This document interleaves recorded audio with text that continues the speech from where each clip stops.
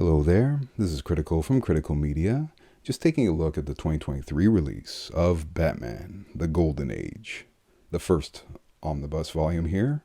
And what we usually do with this channel is give you an idea of what to expect if you ever come across these books in the wild. So we go over the exterior, some bonus material, art and plot points, and then a brief review at the end. Although maybe the bonus material we might gloss over, not really too much. But anywho, being a Golden Age book, you are going to get Bob Kane, Bill Finger, a lot of Jerry Robinson and Gardiner Fox joining the writer's room. But anywho, at least in terms of the exterior here, we have this very striking image from Darwyn Cooke. I may not be the biggest fan of Darwyn Cooke, but definitely showed up here. Rest in peace, by the way. But yeah, I do appreciate that being a reprint, that, it has a lot of the same notes, so it has that nice weathered look to it. Definitely appreciate that. A nice little typical spine here. It will match up with the other volumes. I think they're on volume 10 as of making this video. And a nice little symmetrical design here on the back. Now, where this book pretty much excels over its predecessor, the previous printing, is underneath the hood here. So underneath the dust jacket, you may see it's a pretty bland style. This is pretty much how DC was doing it for a while. So just embossed titling. Same thing goes for the spine. Not too much going on the back either. But where the book really excels is the binding itself. So the previous prints, for instance, Gotham Central, and the previous print of this, for instance, the spine design wasn't really well met. This is about 850 pages, right? And as you can see, a little mild glue. At least the signatures are together. And the spine just opens up so nice on these reprinted versions. So very much like Gotham Central about a year ago or two. Yeah, this reprint is following suit. Like DC finally figured out how they really wanted to release these books. So big ups, because honestly, it's a very solid package here, that's for sure. Now for bonus material, as I kind of hinted, there's next to none.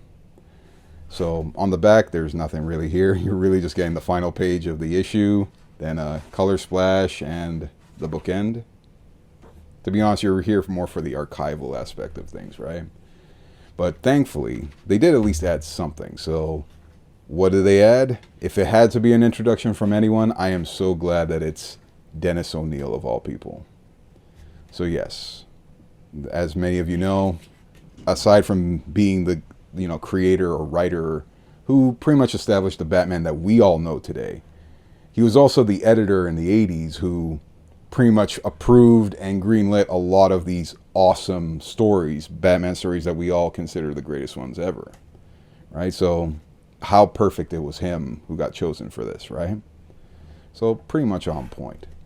Now, at least on to art and plot points. Now, being a Golden Age book, I can understand some folks, they're a bit hesitant to go back to these because, the Golden Age stories, admittedly, not just Batman in general, Golden Age comics, they're admittedly very formulaic. Also, some folks may have a hard time, putting themselves in that time period. But the formulaic aspect of Golden Age comics was very similar. Like, you read almost any hero, this story almost plays out exactly the same. There are, of course, the outliers. So, unfortunately, Superman isn't one of them, at least in my opinion. He's one of those cliche ones for me. But Batman being one of them, Captain America, Spy Smasher, and, of course, my favorite superhero, honest to God, his stories still hold up today, Captain Marvel. Easy.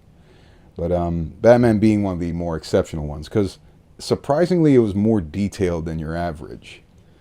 So anywho, maybe just flip right through the very first issue. Yeah, this is back in when nobody knew anything, right? Not even everybody knew who Bruce Wayne really was. But you're kind of seeing the beginnings of like an early 20s Bob Kane's work here. Very on point, I gotta admit. You will find a lot of three-quarter design. That's just a habit of the Golden Age. Another habit of the Golden Age, though, is that heroes tended to kill their enemies quite often. Very first kill of Batman right here. Absolutely. They even confirmed that the guy's dead. Like, that's how much detail they actually went out of their way for. But as you can see, it's a pretty riveting kind of style. Like, you can see almost every action is trying to be conveyed here. Pretty decent kinetics for, the beginnings here. Al Avinson, but that's the thing. He's only just beginning Bob Kane. And nice little outlier here is this story of Dr. Death. I understand Hugo Strange gets a lot of credit for being one of Batman's first reoccurring rogues, but I feel Dr. Death is actually the very first one. He shows up in several issues, so a pretty interesting angle in that light. But now, possibly one of my favorite covers of all time. Man, I love this cover for 31. It's possibly the most evocative Batman cover you could ever see, especially back in the day. So, as a matter of fact, for a lot of cover design, this was probably like the creme de la creme. So, big ups. Even Alex Ross, many other artists have done it, but Alex Ross, when he did it, it's awesome, and yet still I find this one still a little bit better. I don't know what it is. Maybe just the flat colors, saturated colors, I don't know. But it's just a unique design. Loved it. And speaking of which, you're kind of going to get this a constant panel. You're going to see this a lot from Bob Kane, but it's very, very important that you notice it as you go through this series.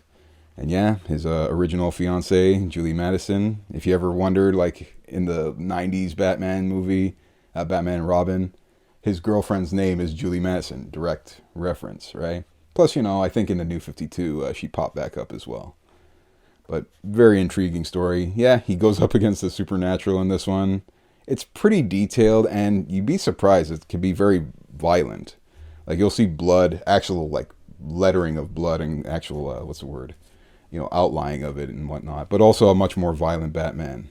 As you're seeing, just straight up killing, at least killing this dude while he's sleeping. But there's a whole narrative behind it. I'm sure when you read it, you'll appreciate it a little bit more. And speaking of which, yes, a very interesting aspect of Batman some folks may not notice is they never actually explained his origin right away. It took I think 6 or 7 issues in before they actually just gave you the history of Batman, like how he came to be. And yeah, many writers will kind of reference this in other books. Like I remember Jim Lee kind of did it for Batman Hush, literally this. So I definitely appreciate that they can do that. But anywho, yeah, you're just seeing a far more, I guess, what's the word? A more direct kind of Batman. Like, as I said, he doesn't mind taking out enemies in a certain way. And yeah, the investigative aspect, I will say, it's not as cookie cutter as some other Golden Age storytelling. It's far more intricate, that's for sure.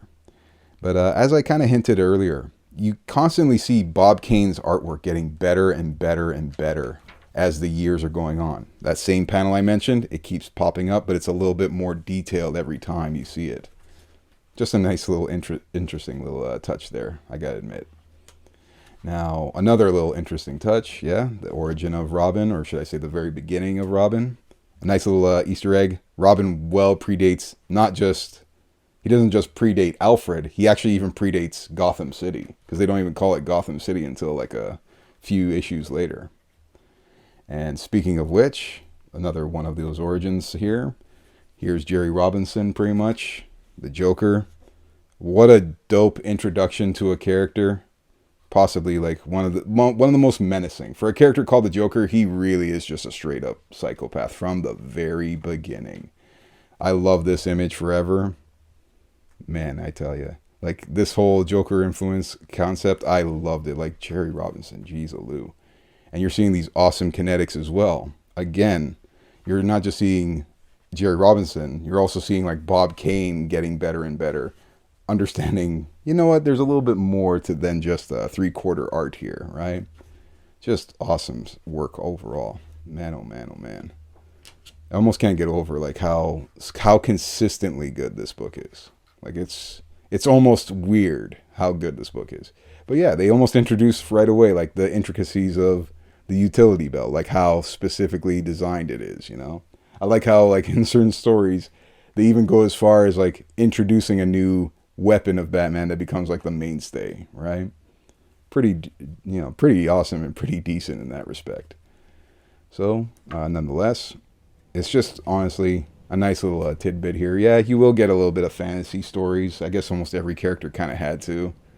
Even Batman, yeah. So this was, I guess, the first kind of touching of that campy style that would come in the 50s. But man, I definitely appreciate the way that this book goes about. But I think I had this one here, yes, just to once again show you the depth of how good or how amazing that Bob Kane became. Look how detailed that one is compared to the other versions of that same shot, right? Man. That's what I love about Golden Age characters. You not only do you learn what the core essence of the character was supposed to be, but you also just get this overall, just on point aspect to it. You get this more, like, what's the word, comprehensive look into each character, like how they were intended, right? I think I have this one here just popped up, yes, because technically this is the very first issue with Gotham City ever being mentioned. So very unique in that light. As you can see, you have to go like almost 500 pages into the book to actually notice, oh, it's actually Gotham this whole time.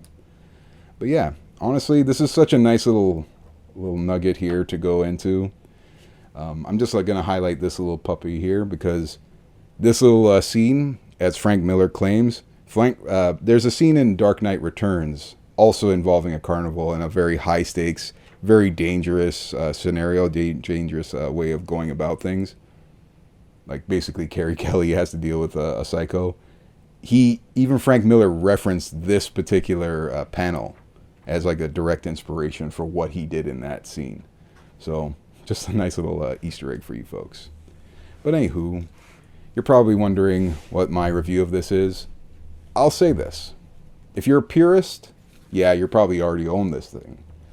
If you have a taste for Golden Age, yes, or curiosity for this book, yes, pick it up. But I would also say you should also know whether or not you like Golden Age comics or not, because certain people don't have the appetite for it. If you can muster that, or even just look at this book as, you know, the esoteric angle of Batman, like what the core of the character was intended to be, then yes, look at this book and consider a read or consider a purchase.